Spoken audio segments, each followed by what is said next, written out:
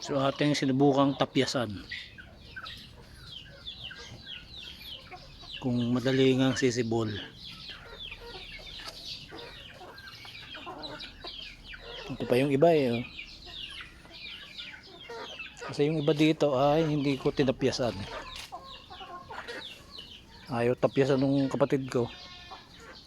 Kaya yan. Lagay lang ng lagay diyan pag kami malalaglag. Inilalagay dito. Yan lang yung mga misibol. Maliliit pa. Kaya hindi ko lang kung tutuloy pa ito. So dapat may ugat na siguro bago alisin. O bago itanim. Meron pang bakante doon. Titingnan kung itanim kung anong mangyayari. So yun lang ang update sa ating mga dwarf coconut. Bye bye.